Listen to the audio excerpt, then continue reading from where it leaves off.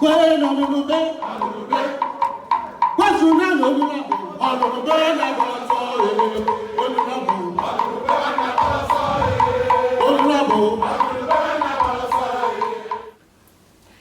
guys, welcome back to my channel. My name is Ndidi. I'm a medical SLP, and in this video we're going to be talking all about how to land a job as a hospital SLP. How to land a job in a hospital, because you know it's hard. So I work at a hospital. I work at an acute care hospital. It's long-term acute care. So I made a list here of like different steps to take so you can get your hospital job.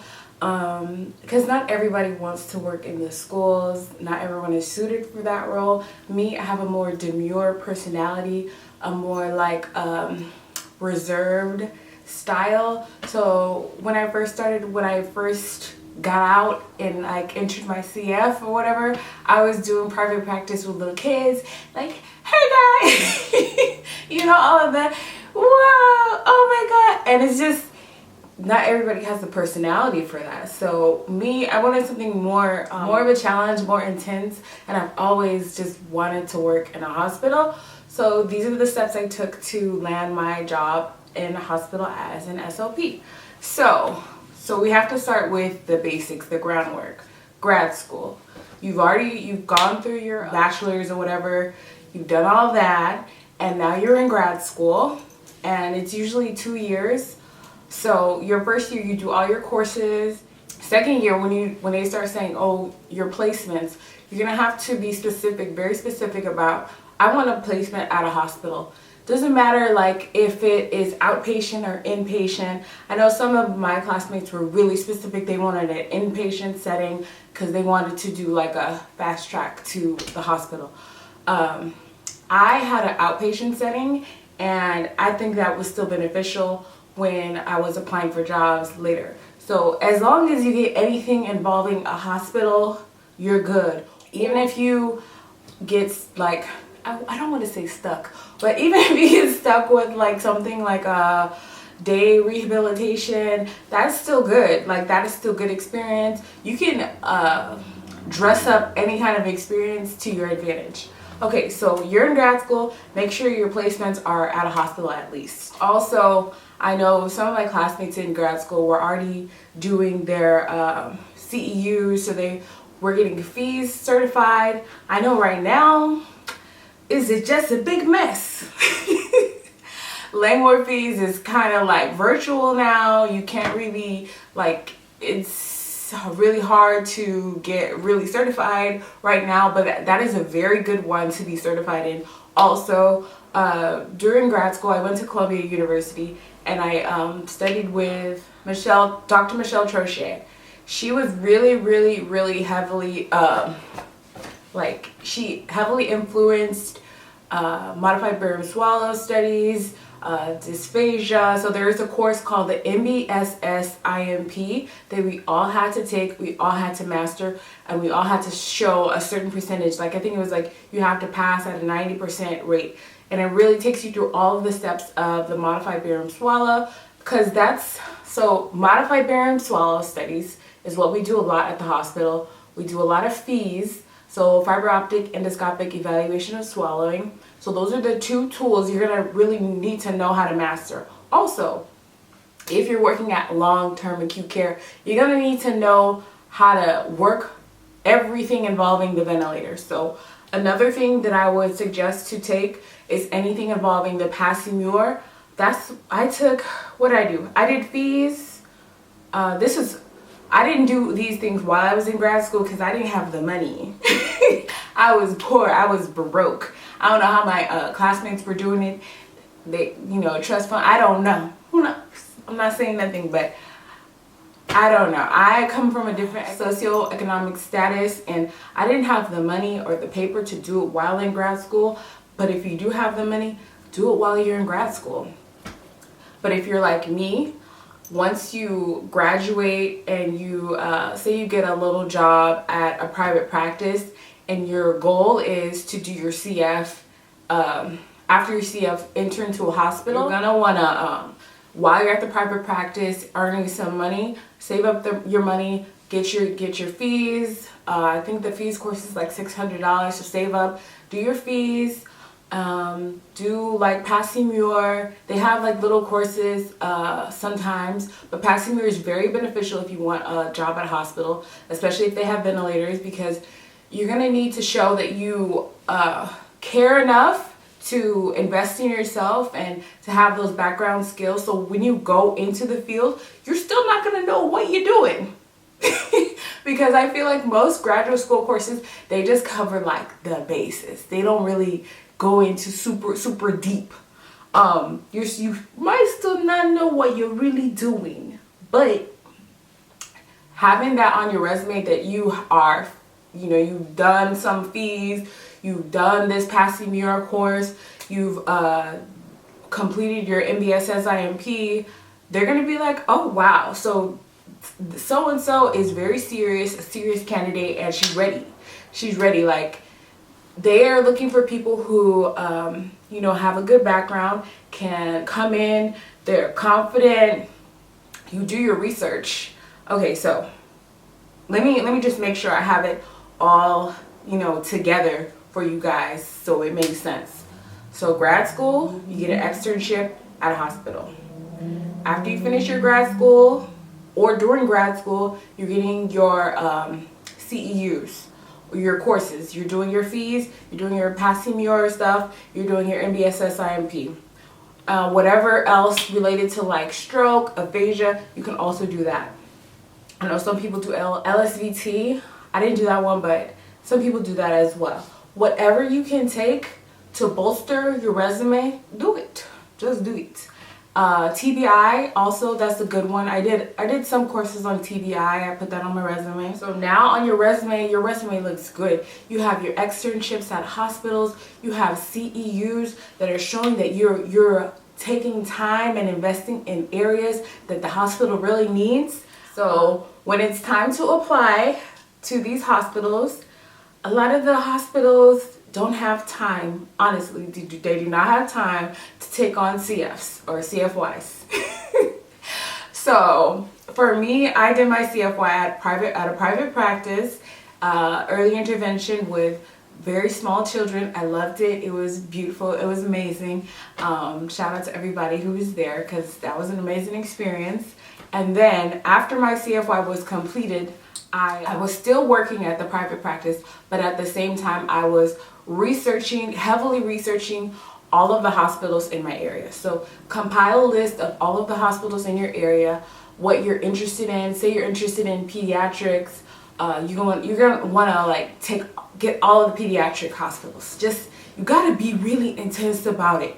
Like, if you really want something in your life, you have to be very intentional, and like, you have to be like a dragon, like a lion. Like, you have to have no mercy. You have to go, I remember I made this very sincere cover letter about, you know, how I'm so passionate about working in the hospital, like my areas of interest. I was really interested in cleft palate, and I just sent that letter off. Like, I would go to each hospital's website and I would find, you know, the career contact information, and then I would somehow find the email of like the coordinator, and I would email the coordinator my cover letter. It didn't, sometimes it worked, but a lot of times it didn't work. Just saying. But those few times that it did work, it gave me hope, and it gave me like, okay, like, I am getting somewhere. Like, I landed a few interviews because of this very sincere, very intense cover letter, where I'm putting in all of my experience. I'm putting in like, you know, just how passionate I am about the field and what I plan, what I want to do in my future, what I want to contribute to the field. I put that all in there, and some people respond to it. Some people respond to it because they're just like, oh, this girl found my email. She found my email, is emailing me personally somehow. I would write something that would catch their eye. It would be in all caps. Some people might call it a little bit pushy, but I have a job in the hospital, right? Okay, so anyways, so where are we at right now? So we have, if you could not find a CFY in the hospital, because it's very hard to do, it's very hard to get into, you're at your CF at private practice, early intervention, or maybe you are at like a SNF or something like that. I don't know, wherever you are now researching your hospitals in your area. If you want to be really ambitious, you can, go to the top rated hospitals. I started, it was Cedars-Sinai. I went and I was like, I want to work there.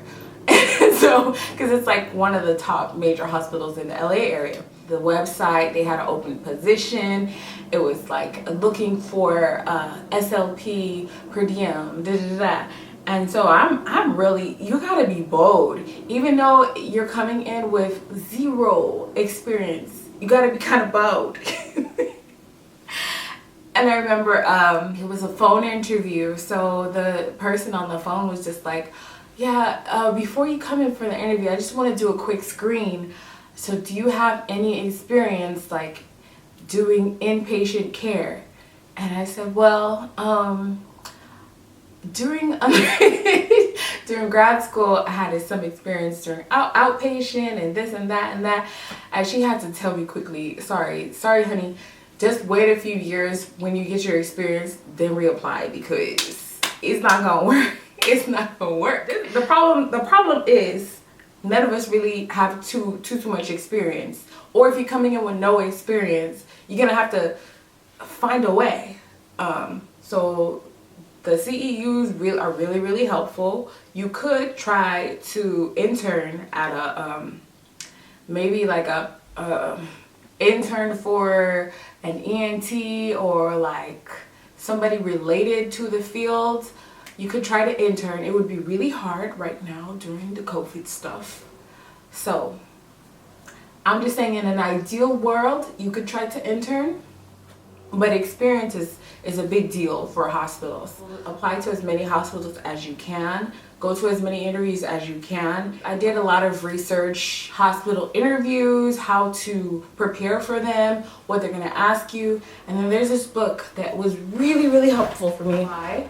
You wanna be studying, you wanna be on top of your game. So the books I would recommend, this is Pediatric Swallowing and Feeding. It's by Arvidson and Brodsky. It's very good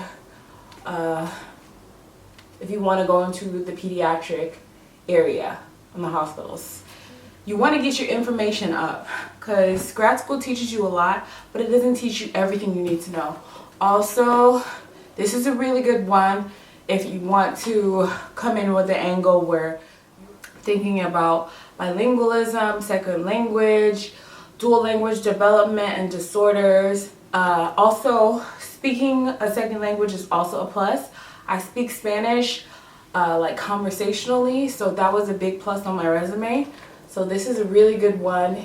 If you just want to read it, or if you're in early intervention, this is a really good book. It's by Paradis Giudice. Shout out to Dr. Calvin Crowley introducing us to this book. And this is the main one. This is the Essential Dysphagia Handbook. Real life decisions. It was very useful for me in preparing to apply to hospitals.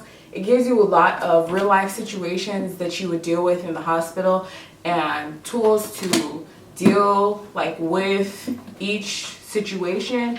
There's like situations where someone has a brainstem stroke, or someone cancer, oral cancer, esophageal cancer, head injury.